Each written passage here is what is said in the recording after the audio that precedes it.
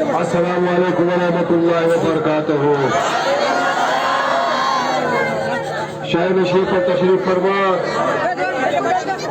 और इंडिया मजलिस इत्तेहाद मुस्लिमीन के आपके अपने मराठवाड़ा प्रेसिडेंट जनाब फिरोज वाला साहब, जनाब कलीम रमजान साहब, जनाब मिर्जा अमजद बेग डिस्ट्रिक्ट प्रेसिडेंट साहब, जनाब साबिर चावल सिटी प्रेसिडेंट, जनाब शशीर खान असिस्टेंट सेक्रेटरी, सिकंदर भाई, यूसुफ पटेल, जनाब अली आर स्टूडेंट विंग प्रेसिडेंट अर्दापुर,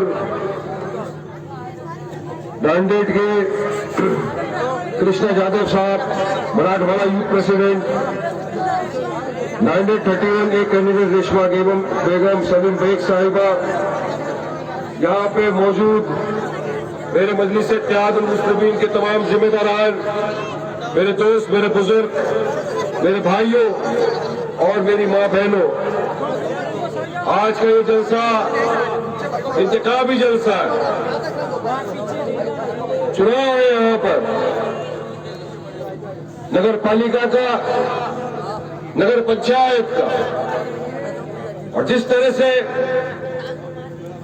मुख्तलिफ सियासत पार्टियों ने अपने अपने उम्मीदवारों को ठहराया है, उसी तरह मजलिस इत्तेहाद मुस्लिमीन ने भी अपने उम्मीदवारों को आपके हलकों से ठहराया है। अर्दापुर, नांदेड़ और तमाम जगह से जहां जहां पार्टी ने डिसाइड किया चुनाव लड़ने का, यहां पर हमने अपने उम्मीदवारों को ठहराया, आपके अपने बीच में से ठहराया। एक बात तो साबित हो गई कि समुंदरों, इस सरों का जो समुंदर है आज यहाँ पर, ये देखकर अशोक राव की तो नींद उड़ गई होगी। होना भी चाहिए। मुझे भी किसी ने बताया कि आए थे साहब, बहुत कुछ बोल के गए, इतना बोलूंगा से खून निकल जाएगा। मेरी जुबान की आतिशबाजी का मुकाबला नहीं कर सकोगे अशोक राव। जो पहले तो हम किसी को छेड़ते नहीं, और फिर कोई छेड़ता है तो उसको छोड़ते हैं। छेड़ ही दिया है, सुनो फिर मेरी उनका। मैं भी अपनी जमात का पैगाम लेकर आया हुआ नांदेड़ की आवाम के सामने। यही देना कांग्रेसी 2014 के पहले सत्ता में थे, साफ तो आदर्श घोटाले के अंदर चले गए। मालूम है ना सबको, आदर्श घोटाला मालूम है ना। अभी मैं एक पिक्चर देख रहा था, उसमें दिखा रहा था कि वो बोलता है अपने कुत्ते को बबलू सत्ता गिराएगा। मजलिस तुमको गिराएगी यार। आज हम आवाम के सामने आए हैं, अपने मुद्दे लेकर आए। 75 साल हो गए इस आवाम को आप सेक्युलरिज्म के नाम पर बेवकूफ बनाते आए हो।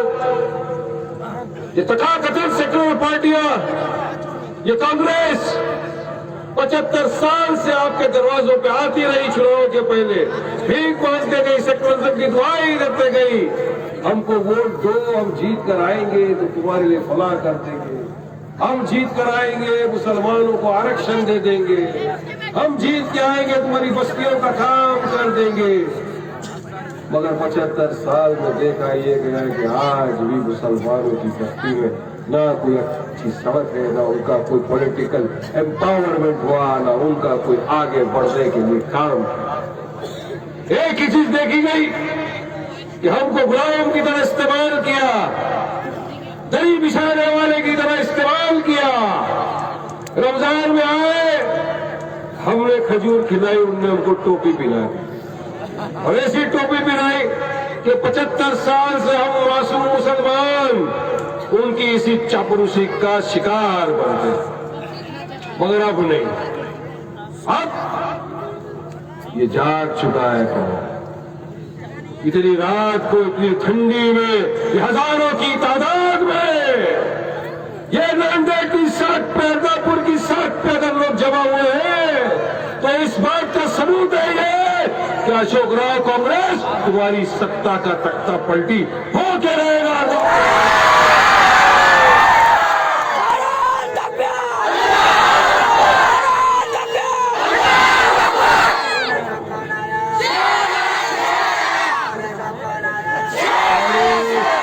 बैठा हुआ है वो भूखा है,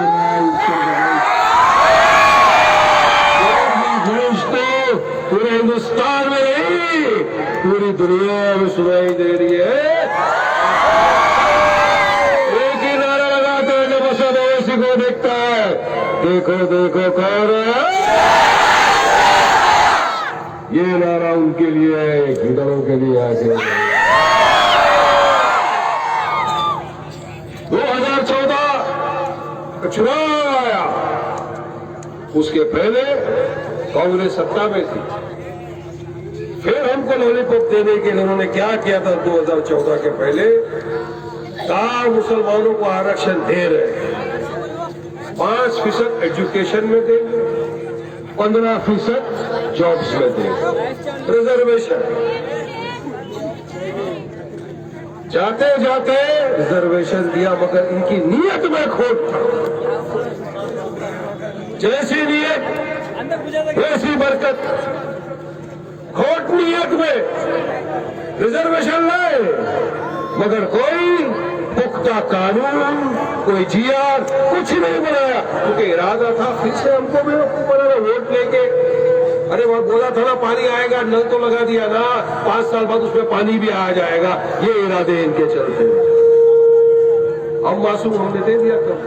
मगर 2014 में हारी कांग्रेस बुरी तरीके से। हारने के बाद आगे कौन? भाजपा सरकार। भाजपा तो हमारी एंटी है ही, कभी जिंदगी में मुसलमानों के लिए कुछ करने का उनका इरादा था ना, है ना रहे। 2014 से 2019 तक महाराष्ट्र में आपकी दुआओं से, आपकी मोहब्बत से मजलिस इत्तेहादुल मुस्लिमीन को कामयाबी मिली और 2 आमदार जीतकर, मुंबई से मैं और औरंगाबाद से इम्तियाज जलील जीतकर महाराष्ट्र की असेंबली में। और सुन लो मेरे दोस्तों, बुजुर्गों, अजीज साथियों, हर शोबे में असेंबली में जब जब रिजर्वेशन का मुद्दा उठा, हमने आवाज लगाई, हमने मांग की रिजर्वेशन देना चाहिए मुसलमानों को। हमने कहा 3 कमेटियों की रिपोर्ट है सरकार के पास। सच्चर कमेटी है, मिश्रा कमेटी है, महमूदुर रहमान कमेटी है। 3 कमेटी के रिपोर्ट ये दर्शाते हैं कि महाराष्ट्र का मुसलमान सोशली, इकोनॉमिकली, एजुकेशन में बैकवर्ड है, उसको रिजर्वेशन मिलना चाहिए। 50 सब कास्ट है मुसलमान, हम रिजर्वेशन मिलना चाहिए। वारिस पठान रिजर्वेशन अपने बेटे के लिए नहीं मांग रहा था, नहीं। वारिस पठान रिजर्वेशन की गुहार उन लोगों के लिए लगा रहा था महाराष्ट्र की असेंबली में जिन मां बाप का यह अरमान है कि हमारा भी बेटा, हमारी भी बेटी पढ़ लिख कर आईपीएस, आईएएस, आईआरएस ऑफिसर बने, राज्य के विभिन्न नागरिकों के कांधे से कांधा मिलाकर राज्य का नाम रोशन करे, देश का नाम रोशन करे, कौम का नाम रोशन करे। इसलिए हम गुहार लगा रहे हैं, मगर सरकार के कानों में जू तक नहीं रही।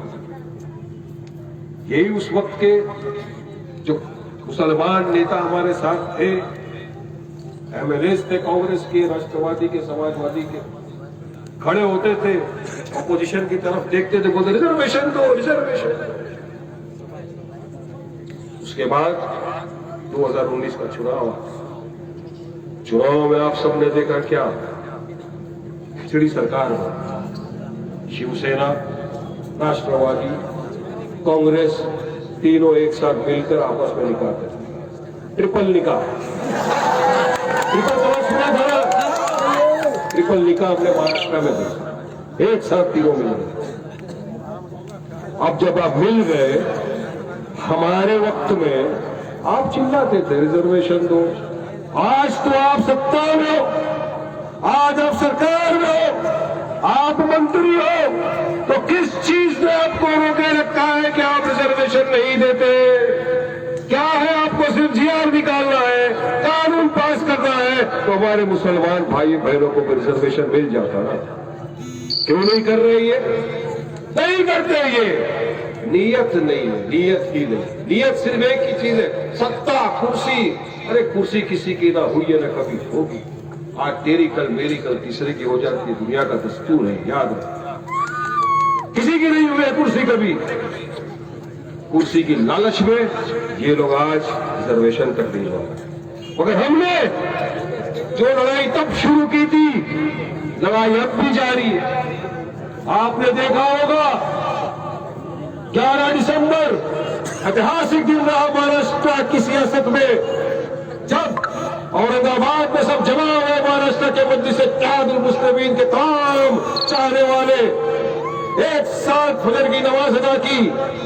इम्तियाज जलील साहब के नेतृत्व में वहां से पूरा काफिला निकला। हजारों गाड़ियां औरंगाबाद के आम खास मैदान से निकली, मुंबई की तरफ आने लगी। रोका गया रास्तों में, क्योंकि हम आ रहे थे तिरंगा रैली लेकर। चलो मुंबई हमारा नारा था, इंटेंशन हमारा था मुस्लिम रिजर्वेशन का, मगर इनको हजम नहीं हो रहा। हर जगह रोक, हर जगह रोक। मगर फिर भी नीयत साफ थी, जज्बा था, ईमान था। गाड़ी लेकर निकले तो अपनी मंजिल मुंबई तक पहुंच ही गया पूरा मजलिस का काफिला। काफिला पहुंचा।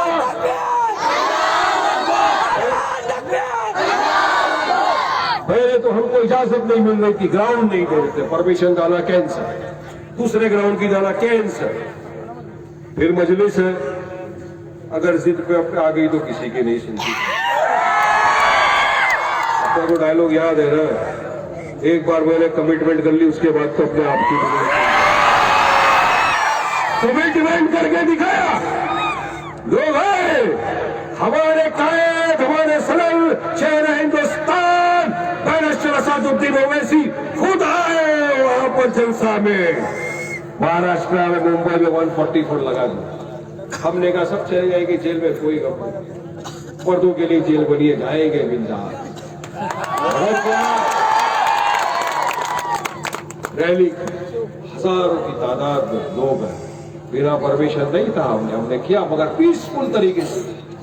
हम वायलेंस में यकीन नहीं रखते, मगर हम संविधान को मानते हैं। हम उस संविधान को मानते हैं जो डॉक्टर बाबा साहेब आम्बेडकर ने दिया। वो संविधान हमको इजाजत देता है कि अगर हमको सरकार की किसी नीति से अगर हम अगेंस्ट में हैं उस नीति के, तो हम हमारी बात को पीसफुल तरीके से एक प्रोटेस्ट के जरिए रख सकते हैं, कर सकते हैं। हमने संविधान का पालन करते हुए आरक्षण की मांग का रैली निकाला, जमा हो गए सारे पब्लिक। असद साहब ने खिताब किया तमाम लोगों को, और हमने वहां भी कहा था, आज भी बोल रहा हूं, आगे भी बोलूंगा, जब तक वहां विकास अघाड़ी की सरकार महाराष्ट्र के मुसलमानों को रिजर्वेशन नहीं देती, हम हमारा एहतजाज पूरी तरह से जारी रखेंगे। सुन लो, हमारा एहतजाज जारी था, आज भी है, आगे भी रहेगा। हम डरने और घबराने वाले नहीं है, किसी के बाप से भी नहीं डरने वाले। डरने और घबराने का नाम मजलिस से इत्तेहादुल मुस्लिमीन नहीं है। जिसको डर लगता है वो चला जाए हमारे अंदर। आज सरकार चुनाव में गिर गई है, सरकार रिजर्वेशन के नाम पे। हमारे महाराष्ट्र प्रेसिडेंट इम्तियाज जलील साहब ने प्रेस कॉन्फ्रेंस करके कहा कि अगर महाविकास अघाड़ी की सरकार ये विंटर के सेशन में रिजर्वेशन देती है मुसलमानों को, तो हम मुंबई म्युनिसिपल कॉर्पोरेशन भी नहीं लड़ेंगे चुनाव। जाओ हमारा ही फैसला, क्योंकि हम तो रिजर्वेशन हम तो लोगों के लिए आए ना। चुनाव जीत के कुर्सी पर बैठने का किसी को शौक नहीं है हमको। हम लोगों के काम करने का हमारा मकसद है, लोगों की सेवा करना। अब इनके मंत्री आके अरे क्या रिजर्वेशन कह रहे, तुम जाओ, तुम दरखलीस गुलाम कांग्रेस के दल्लो, तुम अपने घर में बैठे रहो, मजलिस बैठने वाली नहीं है, मजलिस गुलाम लगाते रहेगी, करते रहेगी, हम डरते नहीं किसी से। उसके बाद अब यहाँ आकर बोले कि वो आ रहे हैं सांप्रदायिक है। सांप्रदायिक कौन है, मैं जरा पूछना चाहता हूँ अशोक राव, जरा मेरी बात का जवाब दो ना। सेक्युलरिज्म की दुआई देने वाले, जरा मेरी बात का जवाब तो दो। परसों ही तुम्हारे सदर राहुल गांधी ने क्या कहा कि ये देश हिंदुओं का है, शर्म आनी चाहिए। 75 साल से मुसलमानों का वोट लेने वाला भी कहता है कि देश हिंदू का है, इससे बड़ी शर्मनाक कोई बात नहीं हो सकती। तो सुनो राहुल गांधी, ये देश हिंदुओं का भी है, मुसलमानों का भी है, क्रिश्चियन भाइयों का भी है, दलित भाइयों का भी है, सिख भाई बहनों का भी है, तमाम लोगों का है जो हिंदुस्तान की सरजमीन और उस मिट्टी पर जन्मे हैं। इस देश पर राहुल गांधी, जितना अधिकार तुम्हारा है उतना ही अधिकार वारिस पठान का भी है। इस देश किसी के बाप की जागीर नहीं है, और हम तो इस देश में बाय बर्थ और बाय चॉइस रहते हैं। हम तो 1947 में ही चिमना की टू नेशन थ्योरी को ठुकरा चुके हैं। हमने तो लाख मार दिया पाकिस्तान को, अपना लिया हिंदुस्तान को, और हमको यह बाय बर्थ बाय चॉइस है, और हमको गर्व है कि हम हिंदुस्तानी हैं, हम भारतीय हैं। हमको कहने में गर्व महसूस होता है, मगर तुमको शर्म आनी चाहिए, क्योंकि तुम्हारे कारनामे तो पूरी सबके सामने बताना पड़ेगा ना, बोलना तो पड़ेगा ना। तुम्हारी भी बातें बताऊंगा। तुम्हारे दादा के राज में हमारी बाबरी मस्जिद में रात के अंधेरे में मूर्तियां रख दी गई थी। तुम्हारे राज में नरसिम्हा सरकार के वक्त हमारी बाबरी मस्जिद को शहीद कर दिया गया, और तुम ये बोलते हो कि सेक्युलरिज्म, भाग में गया तुम्हारा ऐसा सेक्युलरिज्म जो ये बताता है कि हम इस देश के नागरिक नहीं। अब किस मुंह से आप आओगे हमारे पास, किस मुंह से आया अशोक राव आज आपके पास और वोट मांगने की गुहार लगा रहा है? पूछो उसको ये सवाल, क्या कहा था कि नहीं उसके सदर से, पूछ लेना, अगर कल कहीं आपको मिल जाए मीटिंग के अंदर, पूछना। वारिस पठान ने कहा, अशोक राव जवाब दो इस बात का, तुम्हारे प्रेसिडेंट ने ये बात कही थी या नहीं कही थी?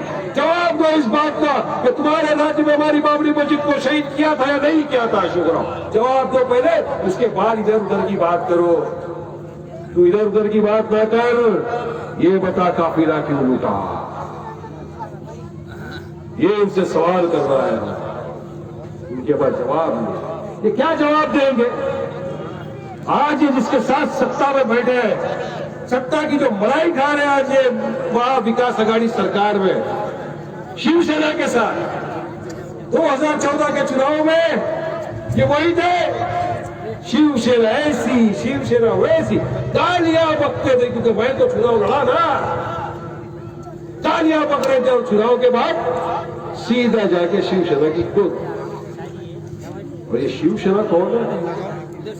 हाल ही में शिवसेना के मुख्यमंत्री उद्धव ठाकरे ने, जो महाविकास आघाड़ी के मुख्यमंत्री उद्धव ठाकरे ने फ्लोर ऑफ द असेंबली में खड़े होकर यह कहा कि शिव सैनिकों ने बाबरी मस्जिद को गिराया, इसका आपको गर्व।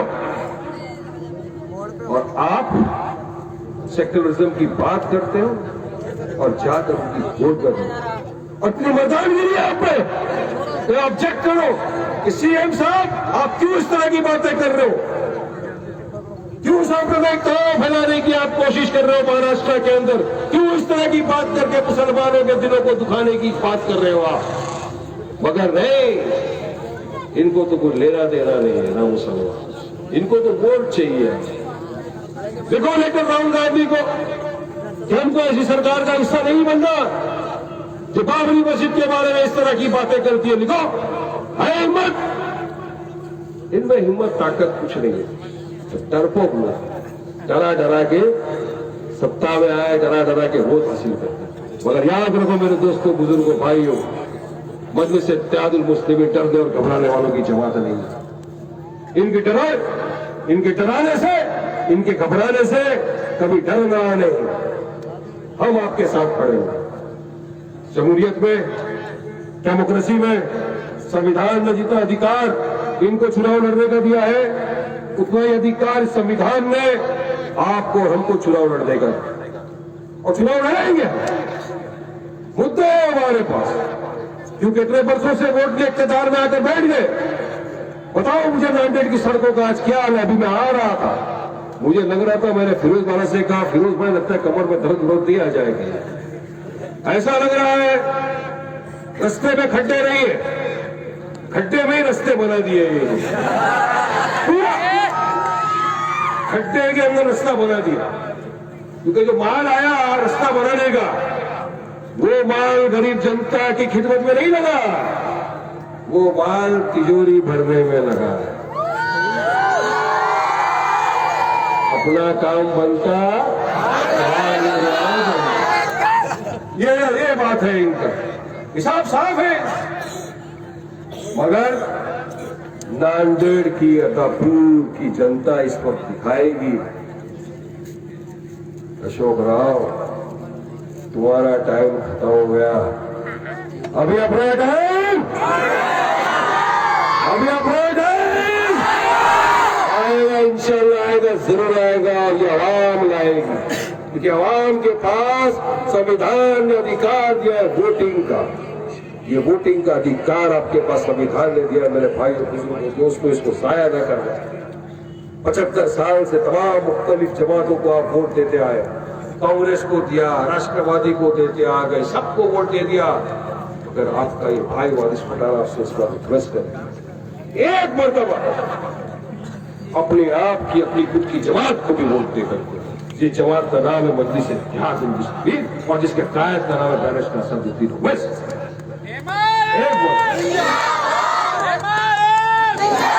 आपकी अपनी जमात है। आज देखो देश में क्या हो रहा है। यादवों को पूछो तुम्हारा नेता है, कहेंगे है। जाटों को पूछो तुम्हारा नेता है, कहेंगे है। ठाकुरों को पूछो तुम्हारा नेता है, बोलेंगे है ना। मगर मैं अगर मेरे भाइयों से पूछूंगा कि आपके पास कोई नेता है, तो बोलेंगे नहीं है। क्यों नहीं? क्या हम में इतनी काबिलियत नहीं थी कि हम अपने अंदर में से, अपने आप में से, अपने माशरे में से, अपने लोगों में से तो ऐसे लोगों को चुन के असेंबली में भेजते जो अपनी आवाज उठाते, तो हम भी फख्र से कह सकते कि हाँ ये हमारा नेता है। मगर हमने नहीं किया, हमने उनको वोट देते आए, ये वोट लेकर गए, लेकिन हमारे लिए कुछ नहीं किया। मगर जमात मजलिस इत्तेहाद मुस्लिमीन ये वाहिद वो जमात है जो आपके अधिकार के लिए लड़ती है। देखिए ना, असद साहब को शौक है देश का प्रधानमंत्री बनने का, चीफ मिनिस्टर बनने का, कोई शौक नहीं है उनको। अल्लाह ने इतनी इज्जत दी कि आज देश के प्रधानमंत्री से ज्यादा इज्जत असद ओवैसी साहब की पूरे हिंदुस्तान के अंदर। इतनी इज्जत, इतनी शौहरत एजुकेशन इंस्टीट्यूट है हमारे पास। आइए तेलंगाना में, मैं तुमको टीवी का ऑफर देता हूँ, बोलते आपने क्या किया? बोलो भाई मैं टिकट का पैसा देता हूँ, पकड़ चल मेरे साथ तेलंगाना में आके देखो हमने क्या काम किया। हमारे पास एजुकेशन इंस्टीट्यूट है, inter colleges, hospitals, medical colleges, जिसमें इलाज सिर्फ मुसलमान नहीं लेता, हमारा हिंदू भाई, हमारा सिख भाई, हमारा भाई वो और उसके बच्चे भी लेते। सबके लिए स्कूल में बुक, यूनिफॉर्म, पेंसिल, रबर, सब कुछ मुफ्त। क्या किसी ने महाराष्ट्र में, जिसको हम इतने सालों से जिता कर रहे, कभी किया है? मैं आपसे सवाल करता हूं, क्या पूरी महाराष्ट्र में कोई ऐसा नेता है जिसने ऐसा काम किया हो हमारी आवाम के लिए? जवाब दे मुझे। नहीं किया है। अगर कोई बता दे तो वारिस पठान अभी चुपचाप बैठे। नहीं किया, इसने छाती ठोक के बोल रहा हूं, हमने किया हैदराबाद में। हाँ हमारे साथ देखो अकबर ओवैसी साहब का काम हैदराबाद में। यही अरमान अकबर ओवैसी साहब का, असद ओवैसी साहब का है कि आप जाए हिंदुस्तान के मुख्तलिफ इलाकों में, हल्कों में जाए, वहां भी हमको इज्जत करता है।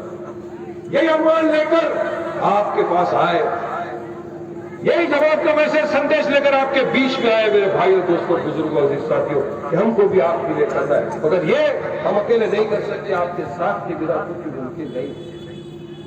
हमको त्याग पैदा करना होगा। हम मुतहिद हुए तो हम इंशाअल्लाह ताला हमारे आने वाले बच्चों का मुस्तकबिल संवार सकते। लेकिन अगर हम आपस में बिखर गए, एक दूसरे की टांग खींचने में लग गए, तो जो 75 साल से हो रहा था वो आगे आने वाले 75 साल तक होता है।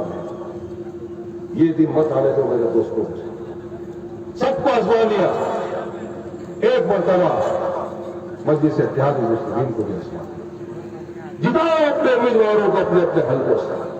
वारिस पठान समान देके जाता है कि आवाम से कि अगर आपके वोट से हमारे उम्मीदवार जीते, महापंचायत में हमारा नगर पालिका में जीत कर गए, वो काम नहीं करेंगे तो मैं उसका गुनहगार होगा। मुझसे सवाल कर सकते हैं इस बात, मैं आऊं जवाब करेंगे। उम्मीद है कि हमारे जब कैंडिडेट जीत कर जाएंगे तो इंशाअल्लाह ताला पूरी तरह से आपका काम करेंगे, क्योंकि हमारा कोई गॉड फादर नहीं। हमारा अगर कोई सबसे बड़ा गॉड फादर है जिसको हमको जवाब देना है तो वो कोई और नहीं, वो अल्लाह सुब्हानहू व तआला है। उसके सामने जवाब दो। अगर हमने बात की है तो हम पकड़े जाएंगे, पकड़ होगी। और मजलिस का काम, उसकी पहचान काम से जाने जाते, काम करते मेहमान। हम लोगों के पैसे वेस्ट नहीं करते, इसे मोदी कर रहे हैं। आप देख रहे हो क्या हो रहा है देश में। मोदी जी हमारे देश के प्रधानमंत्री हैं, सबके प्रधानमंत्री हैं मोदी जी। पिछले 2 दिन से अपनी कॉन्स्टिट्यूएंसी की यात्रा पे निकल गए वाराणसी।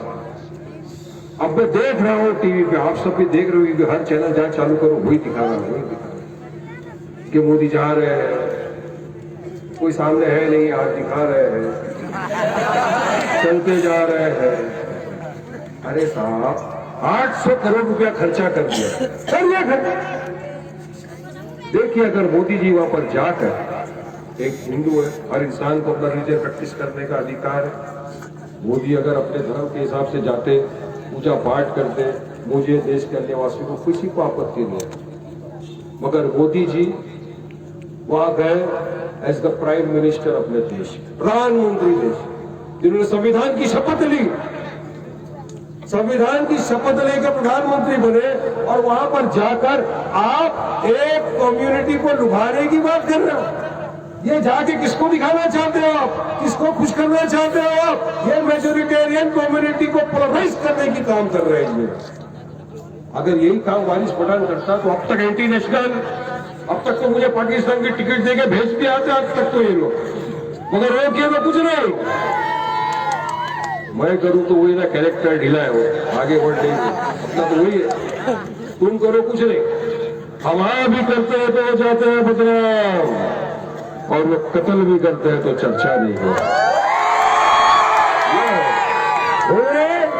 टैक्स पेयर, आपका मेरा खून पसीने का जो पैसा है, टैक्स पेयर का जो पैसा है, तो सरकार को हम टैक्स के जरिए देते हैं, वो लेकर जा रहे हैं, वो वहां पे बना रहे हैं, और उसकी मोदी जी घूम रहे हैं रात को 1 बजे। अरे तो बोलना भूल गए, मैं बहुत मजे की बात है, आपने देखा हो 1 बजे को चले गए स्टेशन पे। अपन तो सो जाते हैं भाई, सुबह में काम करने वाले लोग हैं। स्टेशन पे घड़ी लगी है, बिल्कुल घड़ी के नीचे जाके ऐसा खड़े हो, उस पर लिखा 1:03, और फोटो निकाल के डाल। क्या ड्रामाबाजी। एक लड़का, इतना सिक्योरिटी टाइट है, हमारी तरह नहीं है एकदम खुले आसमान में बिंदास घूमने वाले नहीं है, फुल सिक्योरिटी लेके घूमते हैं। एक लड़का छोटे से बच्चे को 1 बजे नींद में से शायद उठा के लाया हो। मोदी जी उसको प्यार कर रहा है, बेटा अरे क्या, मैं बोला थोड़ा सा माइंड डिस्ट्रेस होएगा, टेंशन में रहते, देखो हंसी भी आया।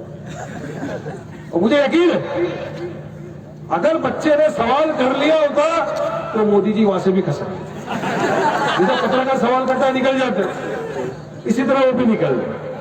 टैक्स पेयर के पैसे पे आप करो, आप कम्युनिटी को लुभाओ, आप वोट के खातिर उत्तर प्रदेश के इलेक्शन के लिए आप ये सब कुछ करो तो कुछ नहीं। और अगर हम लोग हमारे लोगों के पॉलिटिकल एम्पावरमेंट की बात करें, अगर हम चाहें कि मुसलमान भी लीडर बने, मुसलमान का भी पॉलिटिकल एम्पावरमेंट हो, मुसलमान का बच्चा भी पढ़ लिख कर IRS, IFS, IAS ऑफिसर बने, तो दिक्कत क्यों भाई?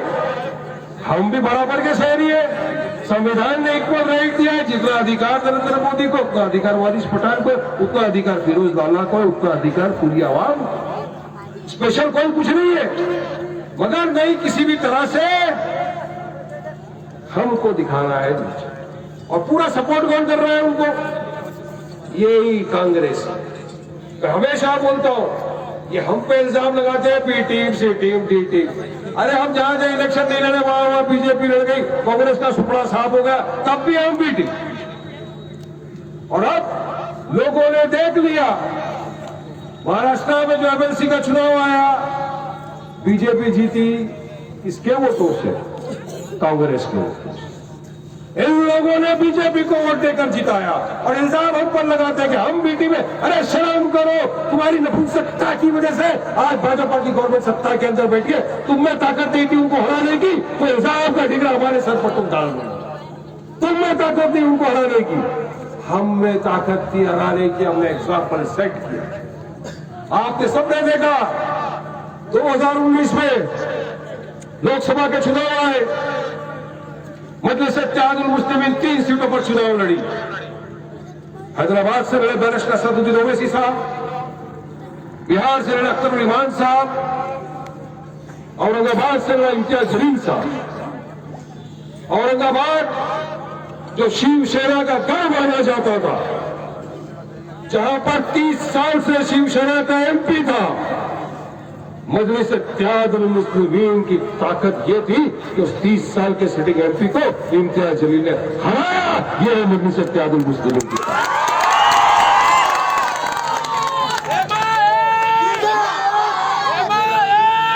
मैं आपके सामने इसलिए बोल रहा हूं, काफी लोगों को ये लगता है कि अरे हमारे सामने ये खड़ा है, हमारे सामने फला खड़ा है, कैसा जीतेंगे? नहीं मेरे दोस्तों बुजुर्गों, निकाल दो एक डर दिल दिमाग से। अगर हौसला है, नीयत साफ है और अगर अल्लाह सुब्हानहू व तआला में पूरा पूरा यकीन है, तो यकीन और ईमान के साथ उतरो चुनाव में, लड़ो चुनाव, आवाम साथ देगी, अल्लाह साथ देगा और इंशाअल्लाह ताला तुमको कामयाबी मिलेगी और तुमको जीत से कोई नहीं रोक सकेगा। याद